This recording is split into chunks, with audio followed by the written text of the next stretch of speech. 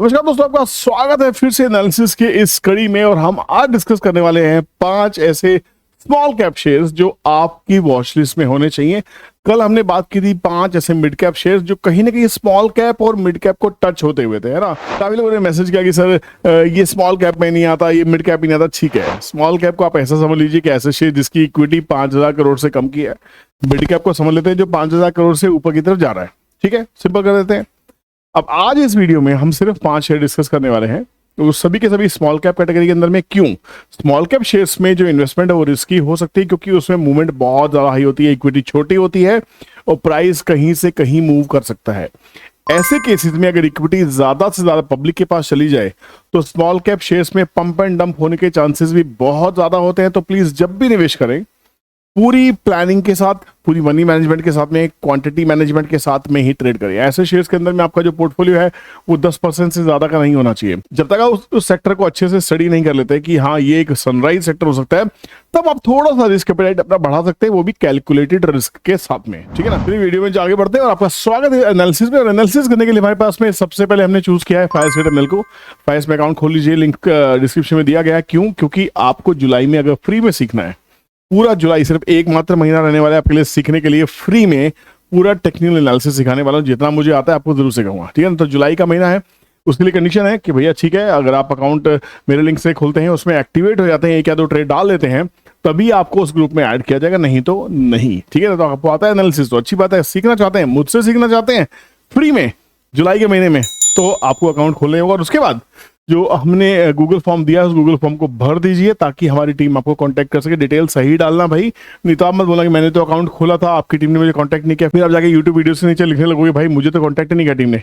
Team contact करेगी, but आपकी email ID सही होनी चाहिए। ईमेल आईडी पे ध्यान रखना, ईमेल आईडी पे पूरा प्रोसेस आपको मिल जाएगा। तो इस कड़ी में सबसे पहला नाम मैंने आज डिफेंस से निकाला है और ये एरोस्पेस से है। आप समझ गए होंगे मैं बात कर रहा हूं Taneja aerospace and aviations limited की। सबसे पहले इसका हम क्रॉस चेक करते हैं कि फंडामेंटली ये कंपनी क्या वाकई स्मॉल कैप है या नहीं है। तनेजा एरोस्पेस एंड इंजीनियरिंग सिर्फ 1500 करोड़ की कंपनी है, भाव 600 रुपए। जब इक्विटी छोटी होती है तो ऐसा ही होता है। कितने शेयर होल्डर्स हैं इसके अंदर में देखिए, इन्वेस्टर्स की बात करें सिर्फ 30,000 लोगों के पास में शेयर है, ये भी इनके अपने लोग होंगे। 52% प्रमोटर के पास में है, बाकी 47% ये भी इनके खुद के लोग ही होने वाले हैं। तो यहाँ पे sky is the limit.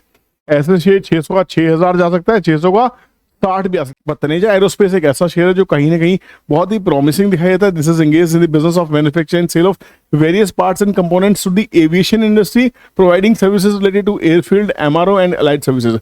Guys एक चीज समझ लीजिए कि जब हम इंफ्रास्ट्रक्चर की बात कर रहे हैं तो हम एयर इंफ्रास्ट्रक्चर को नहीं भूल सकते। एयरक्राफ्ट मैन्युफैक्चरिंग की सर्विसेज ये देते हैं, एविएशन का इंफ्रास्ट्रक्चर खड़े करने में हेल्प करते हैं। कस्टमर बेस में कौन है देखिए, कस्टमर को देखते हैं तो Bharat electronics, DRDO, Indian air force, defence electronic research laboratory, Vikram Sarabhai space centre, aeronautical development establishment, centre for airborne system, ये सब इसके क्लाइंट्स हैं।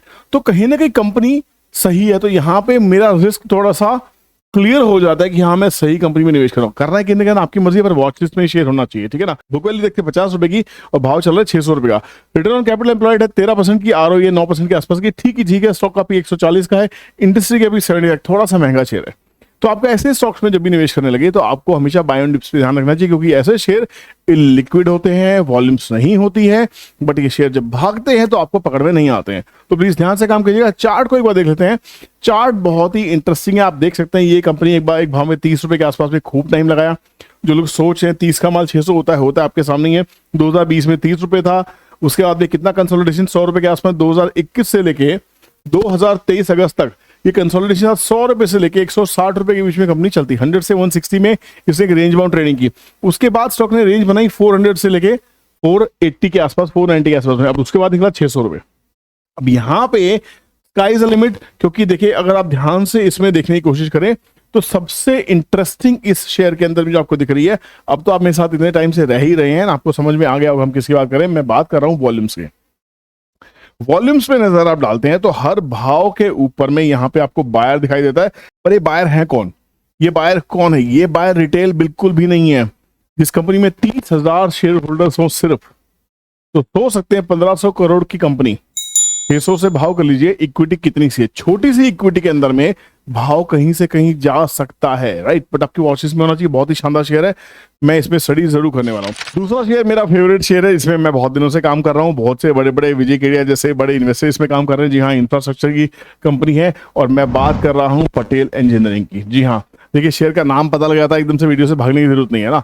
पहले अच्छे से डीप डाइव करेंगे, वीडियो थोड़ा लंबा हो सकता है, ज्ञान चाहिए तो समय बिताना ही पड़ेगा। 5,000 करोड़ की कंपनी है, सिर्फ 5,000 करोड़ की। जो डेट है वो 1,900 करोड़ का, ये थोड़ा अलार्मिंग है, बट इसको प्रोजेक्ट्स मिल रहे हैं। यहाँ ये जिस स्पेशलाइजेशन में काम करती है, इसको मैंने क्यों चूज किया वो समझिए। ये कंपनी जो काम कर रही है बेसिकली डैम्स पे काम कर रही है, ब्रिजेस पे काम कर रही है, टनल्स बना रही है जो हमें पहाड़ों में चाहिए होती है, रोड्स पे काम कर रही है, पाइलिंग वर्क करती है, इंडस्ट्रियल स्ट्रक्चर्स खड़े करती है, और बाकी हर तरह का सिविल इंजीनियरिंग वर्क भी करती है। और जिसमें सेक्टर में करती है वो है हाइड्रो इरिगेशन वाटर, इसको हल्के मत लीजिए, hydro irrigation water and urban infrastructure and transport, ये सब चीजें इंफ्रास्ट्रक्चर का बहुत ही इंपॉर्टेंट पार्ट है। तो यहाँ पे कंपनी की अगर फंडामेंटल्स चेक्स की बात करते हैं तो 13% के आसपास का रिटर्न ऑन कैपिटल एम्प्लॉयड है, 7% का रिटर्न ऑन इक्विटी है, विच इज ओके। स्टॉक का P25 का है, इंडस्ट्री का जो P है 23 का फेयरली प्राइस है। डेट की बात करें तो डेट 1,900 करोड़ के आसपास, ये थोड़ा हाई है, बहुत ही ज्यादा अलार्मिंग है। तो बाय ऑन डिप्स की स्ट्रेटेजी इसमें बना सकते हैं। 65 रुपीज अभी हाल फिलहाल चल रहा है, मेरे हिसाब से 56 से 64 के बीच में ये कंसोलिडेशन बनाएगा। 56 के नीचे स्टॉक होगा तो ही वीक होगा, जब तक 64 करोड़ और 56 के ऊपर में रहता है ये स्टॉक सही दिखाई देता है। तीसरा स्टॉक जो इस कड़ी में आने वाला है वो है पैकेजिंग इंडस्ट्री से। दोस्तों तीसरा स्टॉक का नाम बताने से पहले मेरी आपसे रिक्वेस्ट है, चैनल पे नए हैं तो चैनल को सब्सक्राइब कीजिए, बेल नोटिफिकेशन को ऑन कीजिए ताकि आपसे कोई भी नोटिफिकेशन ऑन ना हो। हाँ, प्लीज एक बार मैसेज जरूर टाइप कर दे कि आप चैनल पे नए हैं कि पुराने, ताकि मुझे समझ में आ जाए। और आपको वीडियोस पसंद आ रहे हैं, कोई फीडबैक है तो वो टाइप कर दीजिए, ताकि ये कम्युनिकेशन, ये रिलेशनशिप हमेशा से अच्छी बनी रहे, राइट, ठीक है। तो अब हम तीसरे स्टॉक की बात करते हैं, और तीसरा स्टॉक इस कड़ी में पैकेजिंग इंडस्ट्री से आता है, वो है ईपैक ड्यूरेबल्स। ईपैक ड्यूरेबल्स 2334 करोड़ की कंपनी, बहुत छोटी सी कंपनी है। The price is 244 rupees, ROC is 8.33 and ROE is 5.8%, which is okay. जो इंडस्ट्री पी है दैट इज 81 और स्टॉक का पे 66, तो सोच सकते हैं पी के मुकाबले में this is under valued company. Free cash flow negative है, पिछले 3 साल का प्लेज कुछ किया नहीं है कंपनी ने, ये अच्छी बात है। तो चेंज इन एफआईज में कुछ ज्यादा खास नहीं, कैश इक्विवेलेंट 107 करोड़ का कैश है, कैश रिच कंपनी है। This is very good figure. तो यहाँ पे अब कंपनी है क्या जिनको इसके बारे में पता नहीं है, ईपैक ड्यूरेबल्स। ये कंपनी 2019 में बनी है, बहुत ही रिसेंट कंपनी है। EPACK durable limited is an original design manufacture, ODM, जैसे OEM होता है सॉफ्टवेयर में, वैसे ये ODM of room air conditioners. Room air conditioner में इंडिया की सेकंड लार्जेस्ट कंपनी है ये। तो यहाँ पे ये जो डिजाइन बनाए जाते हैं, this is the second largest room air condition original design manufacture in India in terms of number of units, specialisation in room air conditioners and related components. It has 24% market share in domestic and manufactures unit by ODM in FY23. 23%, 24% का market share, Fairlie nice, ठीक है। तो मेरे हिसाब से company बहुत अच्छी दिखाई दे रही है, अपने सेगमेंट की ठीक ठाक कंपनी है। अगर हम फंडामेंटल्स की बात करें तो फंडामेंटल्स बहुत ज्यादा तो नहीं दिखाई दे रहे। 19 में आई है कंपनी, पर लगातार कंपनी प्रॉफिट कर रही है। पहले 8 करोड़ का प्रॉफिट था, 17 करोड़ का प्रॉफिट, 32 करोड़ का प्रॉफिट, देन 35। तो this is maintained company, overall okay मुझे सबसे दिखाई दे रहा है। चार्ट क्या कहता है एक बार देख लेते हैं, चार्ट के ऊपर चलते हैं। एंड चार्ट सेज, बहुत ही नया चार्ट है भैया, तो मंथली चार्ट के ऊपर इसमें कुछ ज्यादा हम इफ एंड बट नहीं करेंगे, इसके हम डेली चार्ट के ऊपर चलते हैं ताकि डेली चार्ट पे थोड़ा सा चार्ट दिखाई दे। अब यहाँ पे बहुत ही क्लियर है, बहुत शानदार पैटर्न आप सब लोगों को दिखाई दे रहा होगा, बहुत ही बढ़िया, एक बहुत ही बढ़िया सा W पैटर्न आपको फॉर्म होता दिखाई दे रहा है। आप देख सकते हैं ये टिल्टेड हाइस है, मतलब बेसिकली जो लो है हायर लो फॉर्मेशन है। एक नेकलाइन ब्रेक होती हुई दिखाई दी है 200 रुपए के आसपास में, तो 200 रुपए का सपोर्ट बनाते हैं और यहीं पे इसकी मेजर बाइंग भी स्टार्ट हुई है।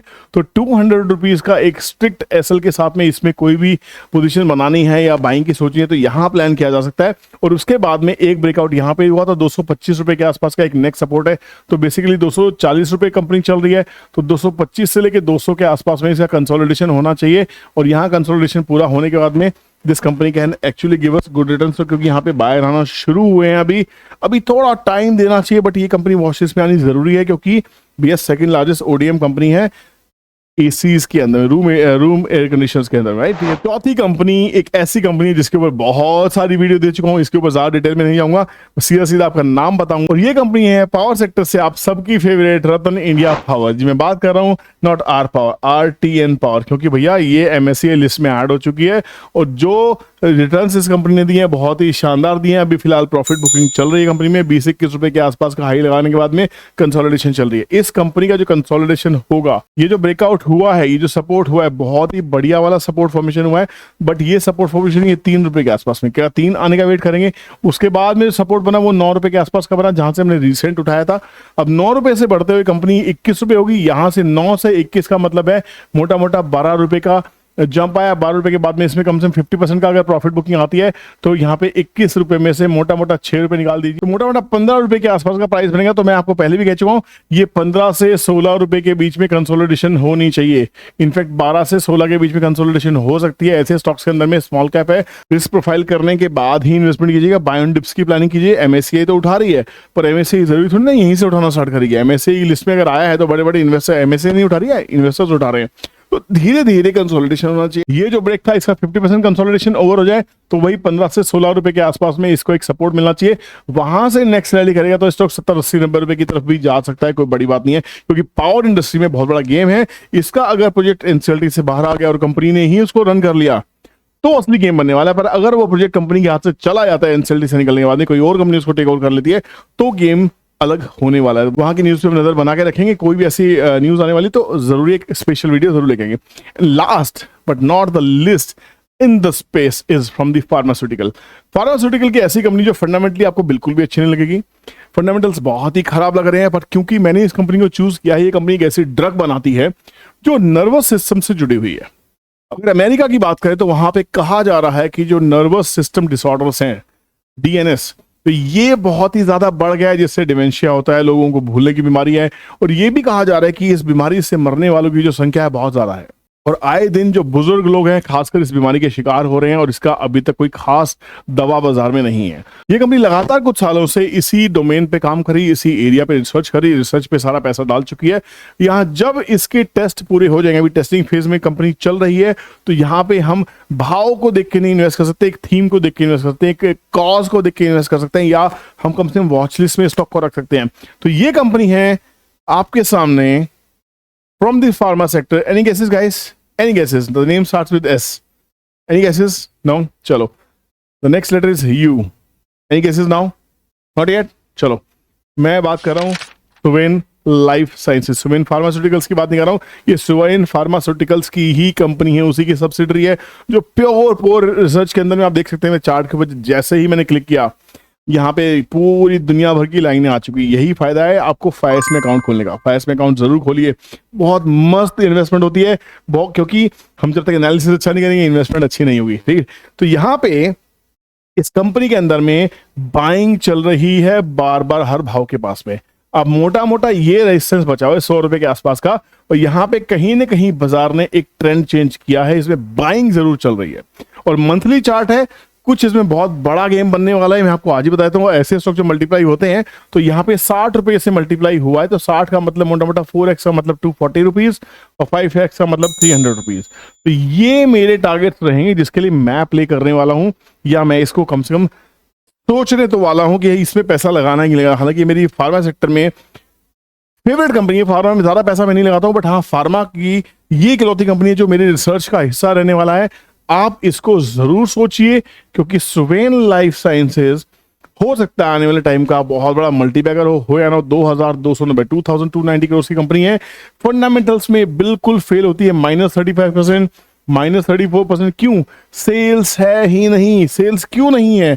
क्योंकि कंपनी पूरा का पूरा, आप ये देखिए, इसको बड़ा ध्यान से जाएंगे तो दिस कंपनी इज, इसको स्टडी कीजिए, ये कंपनी क्या कर रही है। कंपनी काम कर रही है कॉम्प्लेक्स सीनेस, सेंट्रल नर्वस सिस्टम डिसऑर्डर के ऊपर काम कर रही है, and this is the second largest therapeutic category in the pharmaceutical industry and is also one of the fastest growing segments.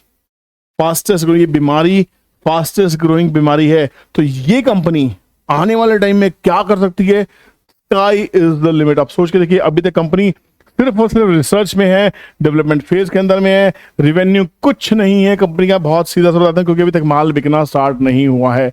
PNL की बात करें तो साफ साफ देखिए क्या सेल्स है, कुछ भी सेल्स नहीं है, 10-12 करोड़ की सेल्स है, सिंपल सेल्स है। ये अभी कुछ भी इसमें टर्न अराउंड नहीं हुआ है, तो इसलिए कंपनी लॉसेज में, क्योंकि सारा खर्चा एक्सपेंस में खर्च हो रहा है, अभी रिसर्च में पैसा डल रहा है।